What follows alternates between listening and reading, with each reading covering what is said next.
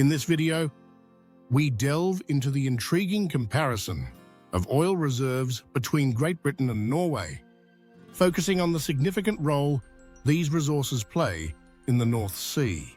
For Norway, the oil boom has been a catalyst for economic growth, allowing the country to invest in social welfare and sustainable development, ultimately leading to a high standard of living.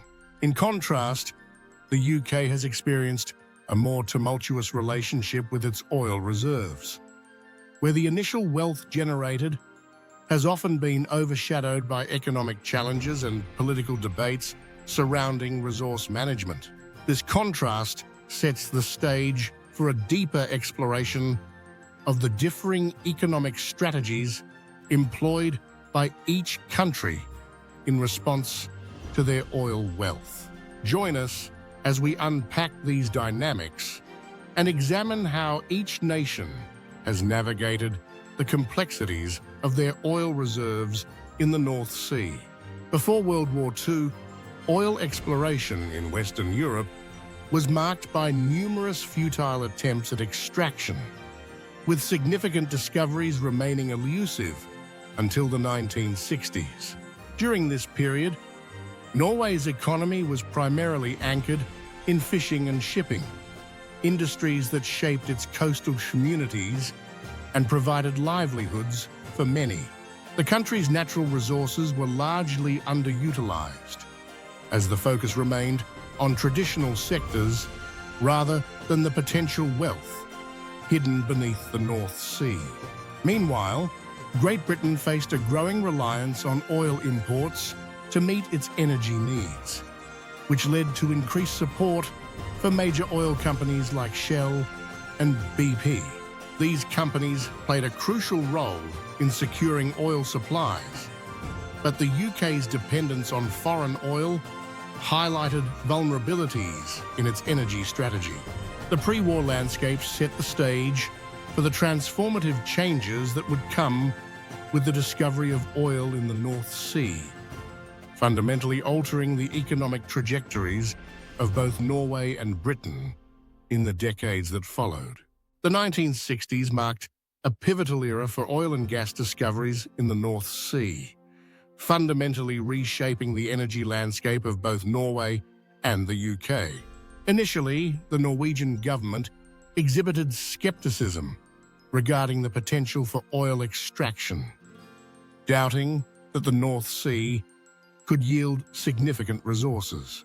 However, this skepticism was challenged in 1966 with the discovery of the Ekofisk field, Norway's first major oil find, which proved to be a game-changer for the nation. This discovery not only validated the potential of the North Sea, but also ignited a wave of exploration that would lead to further significant finds.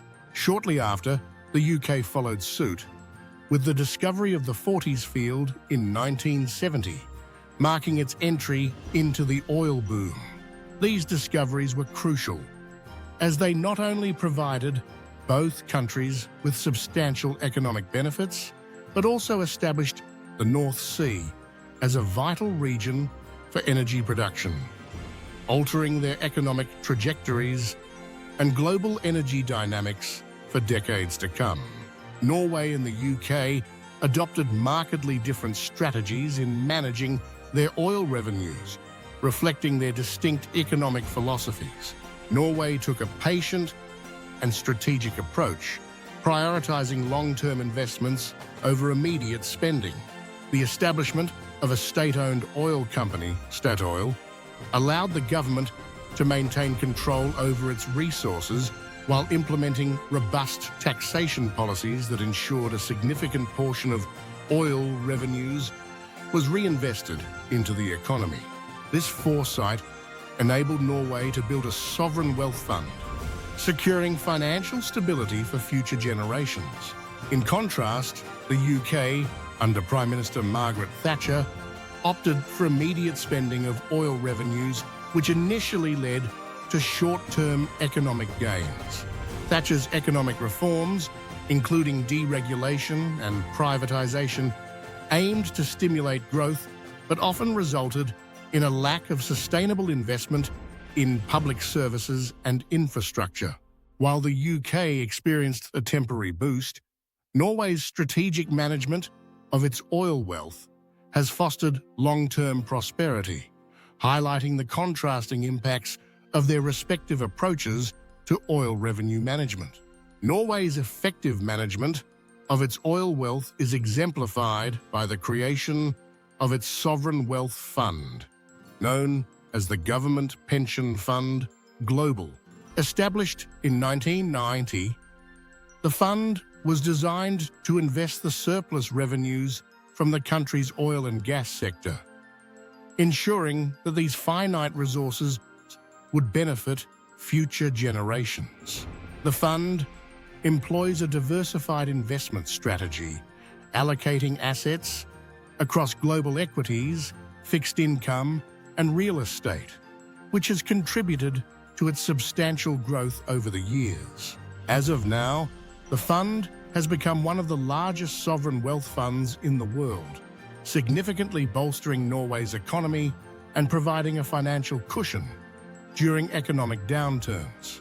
The emphasis on long-term investment rather than immediate spending has allowed Norway to maintain fiscal stability and invest in public services, infrastructure, and social welfare programs. This prudent approach contrasts sharply with the short-term gains often pursued by other nations, showcasing how strategic management of oil wealth can lead to sustainable economic prosperity and resilience. The UK's approach to oil revenues, particularly under Prime Minister Margaret Thatcher, initially resulted in temporary economic growth, driven by the influx of oil profits from the North Sea. Thatcher's policies, which emphasised deregulation and privatisation, aimed to stimulate the economy and attract investment. However, this reliance on oil revenues created significant vulnerabilities as the economy became increasingly dependent on the fluctuating oil market. As global oil prices began to decline in the late 80s and early 1990s, the UK faced a stark realization of the risks associated with its heavy dependence on oil profits. The subsequent drop in oil revenues had a profound impact on the economy, leading to budget deficits and reduced public spending. This decline exposed the weaknesses in the UK's economic strategy, highlighting the lack of sustainable investment in other sectors. Ultimately, the short-term gains from oil revenues did not translate into long-term economic stability, leaving the UK to grapple with the consequences of its reliance on a volatile resource. The contrasting approaches of Norway and the UK in managing oil revenues offer valuable lessons about the importance of strategic investment over immediate consumption. Norway's model, characterized by prudent management of its natural resource wealth through the establishment of a sovereign wealth fund, demonstrates how long-term planning can yield sustainable economic benefits. By reinvesting oil profits into a diversified portfolio, Norway has secured financial stability and ensured that future generations can also benefit from its resources. In contrast, the UK's reliance on immediate spending of oil revenues led to vulnerabilities that became apparent when oil prices declined, highlighting the risks associated with short-term economic strategies. These differences underscore the significance of thoughtful economic policies that prioritize sustainability and resilience. As viewers reflect on these lessons, it is crucial to consider the broader implications of how nations manage their natural resources, as these decisions can profoundly impact their economic futures and the well-being of their citizens for years to come. In wrapping up this video, we've explored the contrasting outcomes for Norway and the UK regarding their management of oil wealth. Norway's strategic approach, characterized by the establishment of a sovereign wealth fund and a focus on long-term investment has led to sustainable economic growth and stability. In contrast, the UK's reliance on immediate spending of oil revenues resulted in short-term gains, but ultimately exposed vulnerabilities when oil prices declined. These differing strategies highlight the importance of thoughtful economic policies in managing natural resources. If you found this discussion insightful, we encourage you to subscribe to our channel, like this video, and share it with others who might benefit from it.